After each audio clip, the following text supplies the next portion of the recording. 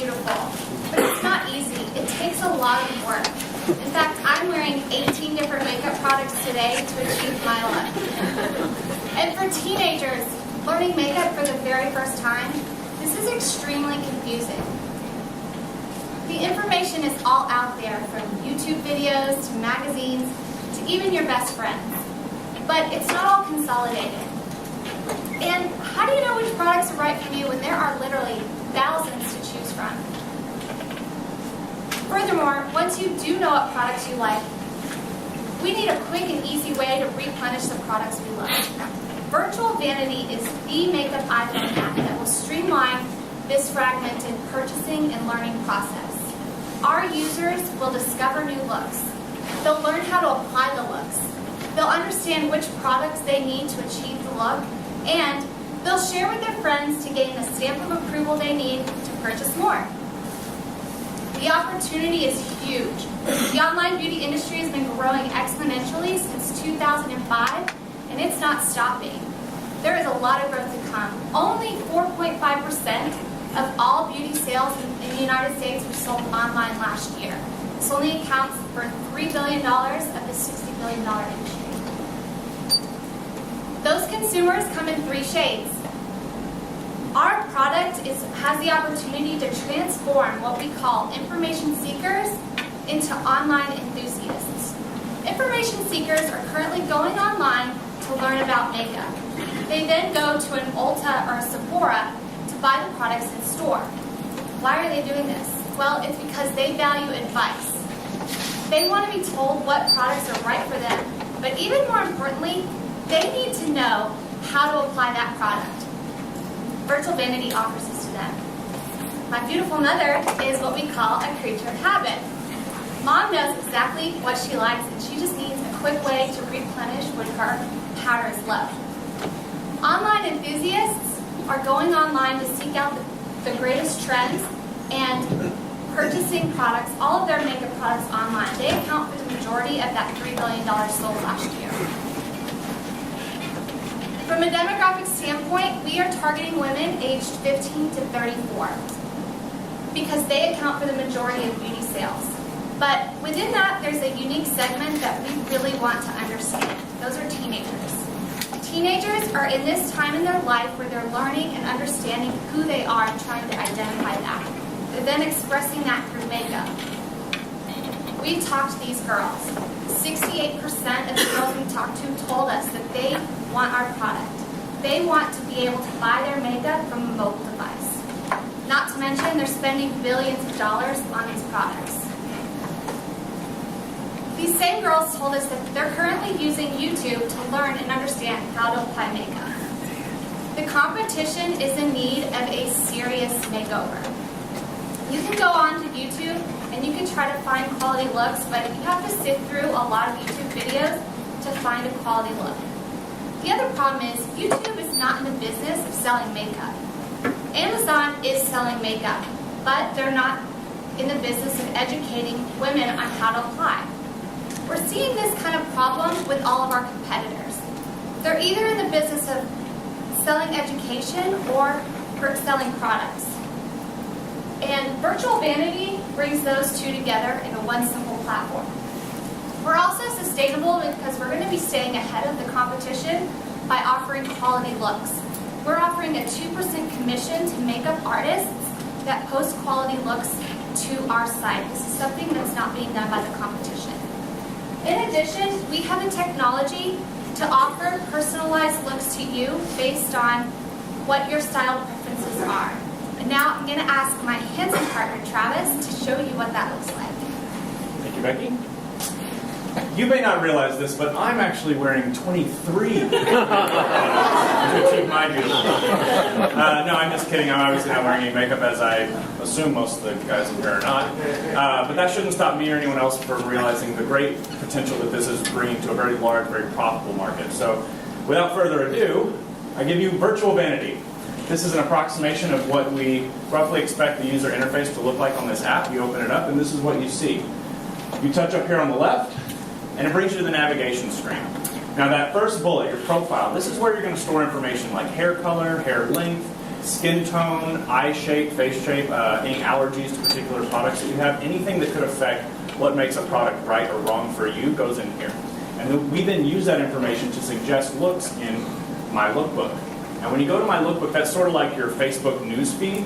This is where we're suggesting these looks that we've been talking about. And initially, those looks will be selected based on information in your profile. But as time goes on and you like or dislike looks along the way, similar to the way Pandora picks songs for you, Virtual Vanity will become more and more accurate at suggesting looks that you're going to like. And when you like one, it ends up in looks I like. Say you didn't have the time to watch the video right then and there, you save it for later, or maybe you have watched the video but you want to remember how to do that look, for some other night, you keep it in there.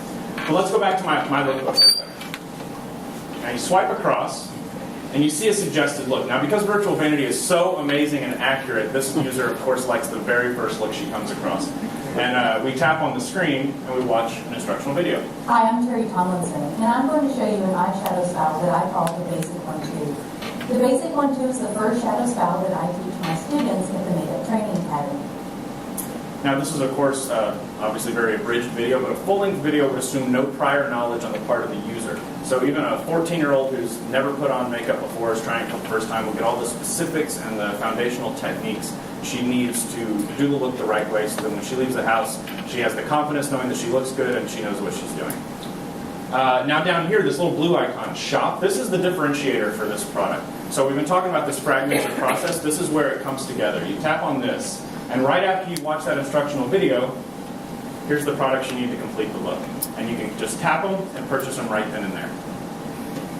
You know you're getting the right product when you go to the Shop app. Now down here, the orange, this is our namesake feature, the Virtual Vanity, and like it suggests, it's a virtual vanity, and what it does is this stores all of the products that you've purchased through the app. It knows what you have at home. Additionally, it stores any manually entered products that you already had or picked up at CVS along the way. And this is useful in two ways to the consumer. So they can, when they look at a new video, rather than, let's say there's 9 products in it, rather than having to sift through and, okay, I have that, no, I don't have that, they can just see, you have these 7 products, these are the 2 you need to complete this look. Alternately, it can reverse search, say, you're like, I'm not here to buy stuff, I don't have time to go to the store today, I'm about to go out. What can I do with what I got at home? Well, we can suggest looks that you can do completely with what you already have in your vanity. We also have the benefit of also suggesting just 1 or 2 extra looks that if you bought just 1 more product, you could have that look too. So subtle, but a nice way of encouraging people to do a little more in-app spending. Now you scroll across and we come to the share feature. I think we've all come to terms with the fact that social media is a pretty big part of our lives at this point. But it's even bigger if you're talking about a teenage girl. So this gives them the option of they have a new look. This is what they're gonna wear to prom. They don't want anyone else to copy their look. They can post it on Facebook. Or probably more regularly, they can private message or email somebody, one of their friends, if they want to try a new look, but maybe, I don't know, what do you think? They can get that ever-important friend stamp of approval before they take some big fashion risk. And then we also have, lastly, the comments and reviews section, which we've all used the Yelp or comment review section. This is just one more way in which we're allowing people to make more informed decisions so that they know when they're purchasing products, they're purchasing the right products. So how are we going to do all this? Well, moving forward from today, we expect it to take about 2 more months to finish developing the user interface and the user experience, also solidifying the wireframe, which as our tech specialist, Brendan, has explained to me is sort of the roadmap of how all the buttons and functionality work. And then the operation process, establishing our relationships with our affiliates and potential partners and all that stuff. Then we will hand it off to a third party to actually physically develop the software. This is a very deliberate choice on our part. We after talking to a lot of people and doing some research, we found going with a specialist third party, we get higher quality for a lower upfront cost rather than trying to struggle through a first attempt and develop it in-house. Then 2 months of beta testing, and we'll bring you Virtual Vanity. But something I should mention that's going on in the background of all this is during this time period, we're going to be developing content. We're going to be going through that laborious effort that Becky talked about of sifting through YouTube videos and finding the good stuff that is currently out there. It's just hard to find. But at the same time, developing our affiliate program where we're incentivizing makeup artists through a 2% commission on any product that is sold at the end of their video. to produce videos for us, and this way we know that we're going to have a steady supply of high-quality videos to offer our customers with coming from people who know what they're doing. Now, what team, you ask? What team, beautiful people, could possibly pull this off? Well, for operations, we have the lovely Becky Ross, who has 5 years' experience managing technology projects just like this one. She also happens to be a trained makeup artist herself, and she's very excited about bringing the value of this product to an industry she cares a lot about. In technology, we have Brendan Salisbury, who has 3 years' experience in IT and technology development, a dashing young man. This tall drink of water is handling brand management. I'm bringing my years of experience in the fashion and entertainment industry, working closely with scores of makeup artists to control the quality of our content and guide the aesthetics of our brand. For marketing, we have Bailey Butzberger, who has experience as a marketing campaign manager in education and social marketing campaigns, specifically with young women all over the globe. She's a great value add to this. And business development, we have the sharp Jacob Hampton, who is currently the chief business manager business development manager at Lunchies, another startup, and he's bringing his wealth of experience with startups to the team. We also have an advisor, Terry Tomlinson, who is a professional makeup artist of 20 years, also acts as our liaison to the makeup industry. As you can see, she has an entire school of makeup artists at her disposal. She also happens to have a Rolodex pretty long Rolodex of celebrity clientele that we're hoping may be useful down the road. These are our projected financials based on our expected user base growth through a social media marketing campaign, where we're expecting approximately a little over 4,000 users per month based solely on direct advertising, not taking into account any organic spreading that may happen. And we will also be going to events where cheerleading events, beauty pageants, dance competitions, trade show events where we're going to be doing actual in real life marketing to these very large groups of teenage girls. Our affiliate program and our in-house revenue are our two revenue streams. The affiliate program is we're going to be selling on behalf of some established retailers and taking a 10% commission on those products, and this allows us to offer the entire gamut of cosmetic products without having to incur the upfront cost of a giant warehouse and buying every makeup product under the sun that may or may not sell. The in-house revenue, however, is really where things get interesting, because with the benefit of hindsight, seeing what sells most often through our affiliate program and from what sells most often, which of those products have the highest margins, those products we actually will start to carry in-house and sell ourselves to get. This is based on a 32% margin, which is the industry average, but we're thinking we can get that a little higher with careful selection. Which brings us to a total revenue of a little over $3.5 million by the end of year 5, which we're pretty excited about, but that's actually not what we consider to be the most valuable part of this product. It's our user base. This will be a large user base of not only active, but actively purchasing users. These people are buying products directly through the app. And we feel that will be very attractive to any number of makeup retailers or cosmetic manufacturers, because obviously there's some very, very direct advertising benefits to having that user base at your disposal. What do we need to accomplish this? Well, we need $100,000 startup capital and some strategic advisors who have experience seeing these apps from beginning to end to guide us along the way. And once we have those two things, we can bring you Virtual Vanity. At this time, any questions or flattering comments you have, we'd love to hear. And Becky will be fielding questions.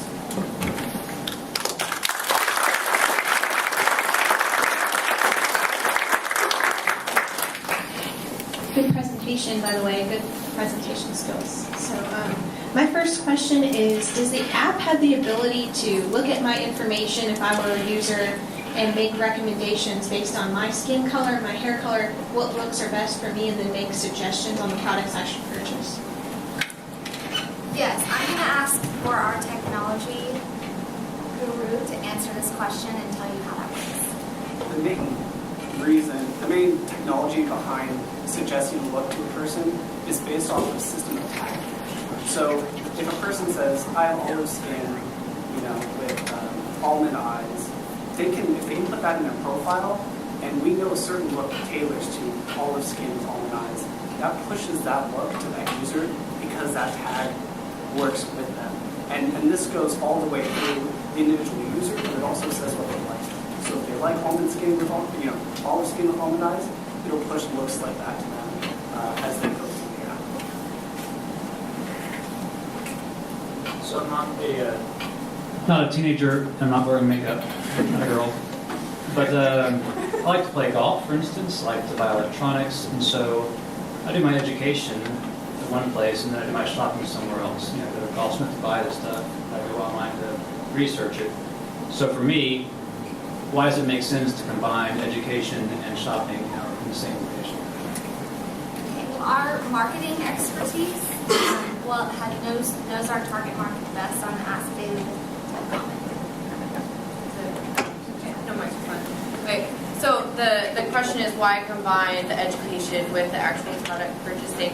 Something we've done some primary and secondary research, and one thing that we found is that girls and women are constantly looking at new looks, constantly seeking information, but it doesn't translate into product purchasing. And so we think that something that will facilitate this process as they're going through the education is easy to just have it right at their fingertips. And as Becky mentioned earlier in the presentation, the disconnect now is that they want that guidance. And so the app provides the guidance along with the direct purchase feature. So it facilitates that whole process. You don't have to spend time at the store. You don't have to sift through all the products that are in Sephora, in CVS, and wherever you're purchasing your product.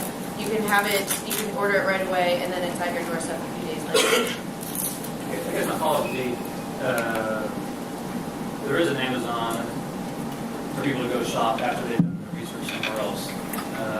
Is there an analogous company to you guys where people do sort of one-stop shop?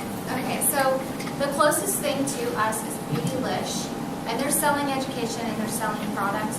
They're not doing it together through a look. So they have an online store, and they also have part of their website where you can go and see YouTube videos. This hasn't been combined yet, but Beautylish is the closest thing to us. So we think by combining these two via one look and allowing you to purchase products through a look is what's going to make the difference.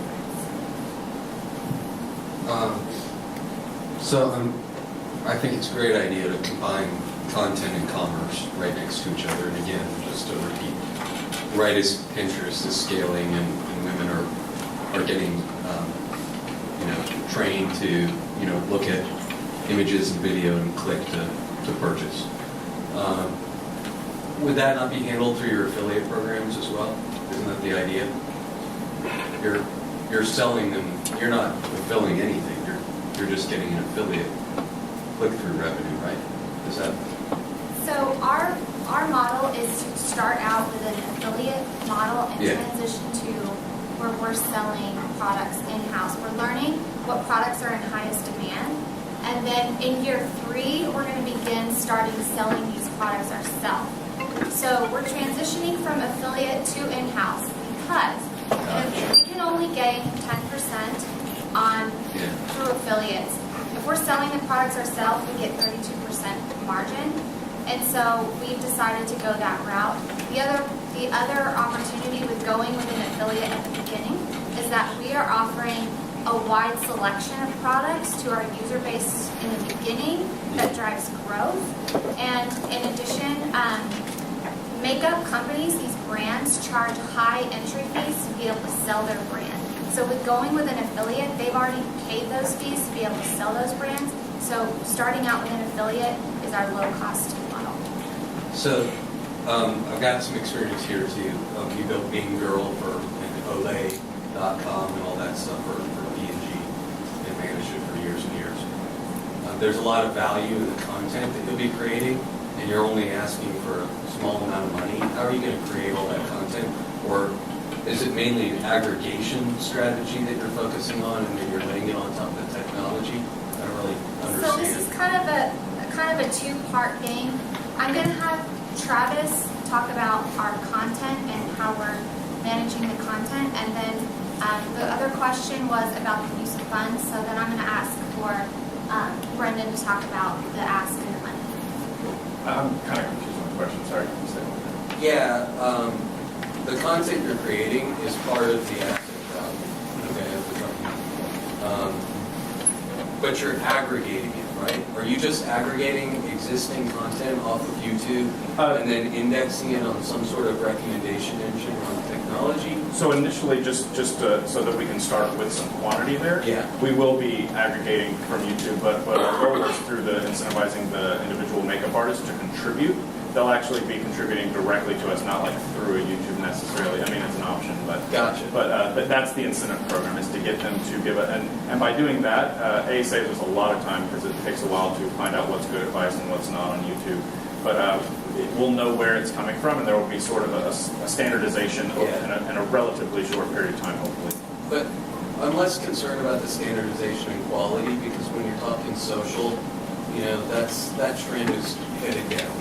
Okay, it's more legitimate if it's CGC, if it's consumer generated. What I'm concerned about is, what I don't understand is, do you have a technology platform? Like, who enters this stuff and connects it to, it seems like a lot of work, unless you've got some sort of algorithmically based something, or, you've got a team of people in China that are going to go through, like, how are you going to do all of this content indexing?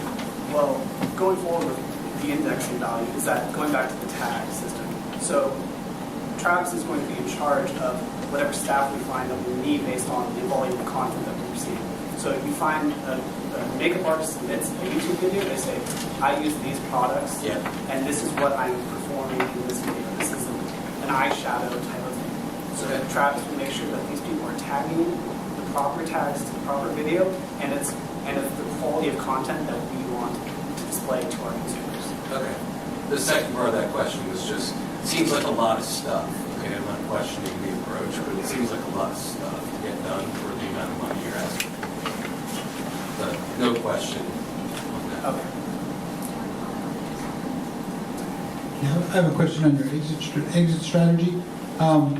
It looked like you were trying to, I guess you're planning on selling it to one of the big cosmetic companies, but if you're trying to portray information that covers the best of everything, maybe picking, cosmetics from a variety of companies, and it seems like one individual company may not want to buy it because you're giving unbiased advice, and then they're going to want to promote their products as opposed to products of their competitors. So I guess the question is, it kind of seems weird that our exit strategy isn't really aligned with wanting to sell all these different variety of products. And my comment on that is that the industry is a strange beast, pretty much dominantly owned by two major players. So all of those brands we're seeing, the majority of them are Estee Lauder, but we just don't realize that they're Estee Lauder.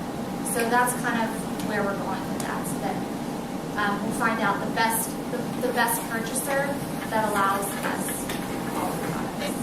And how do products, like cosmetic products that are sold through like multi-level marketing, or I guess Avon or Mary Kay, how does that fit in at all to the process, or would that be cosmetics that you wouldn't recommend because they're sold through a different channel? Question is, are we going to be promoting products that maybe eventually we won't be selling? Is that the question? That's a good question. Does someone on the team want to comment?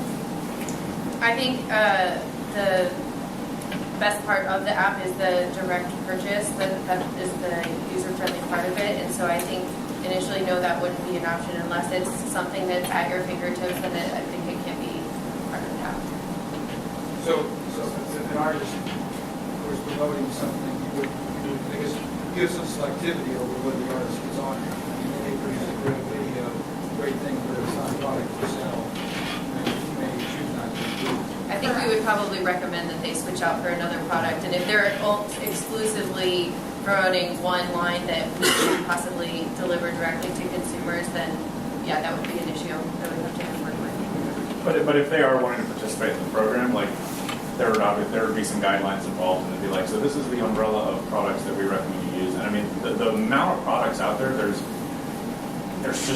so much opportunity, even if you took 2/3 of them. So a talented makeup artist would probably get away with quite a lot with even a portion of what's out there. Real quick question. Is this hot or not functionality, or are you guys making all the rules and recommendations? You mean as far as the I saw selecting of the looks? Thumbs up and So- thumbs so down. yeah, if Is you that want- part of the game, the distribution strategy? Yeah. Well, you mean are we like Yeah. guiding or? You guys are entering a ridiculously crowded market with some humongous brand names for distribution of apps, and you've got aggressive goals there.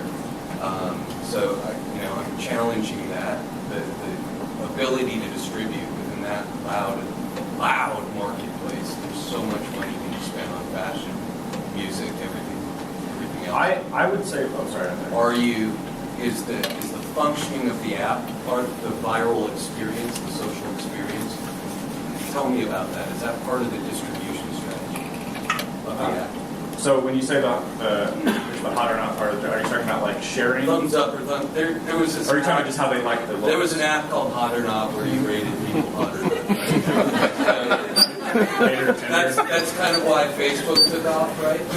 Is there something in that if you get to say something is hot or not? Yeah, well, as the users are saying yes or no to these looks, I think that's how the advertising becomes like more concentrated, because like before the person even sees it, they've already decided they like it. So whatever brand or whatever product that is that's coming in, it doesn't meet any like break any allergy requirements they might have, because they've already put that in their profile and what they like, and the fact that they liked it says they're already on the verge of purchasing, so it's pretty valuable to any of the manufacturers in that way. Great, thank you guys.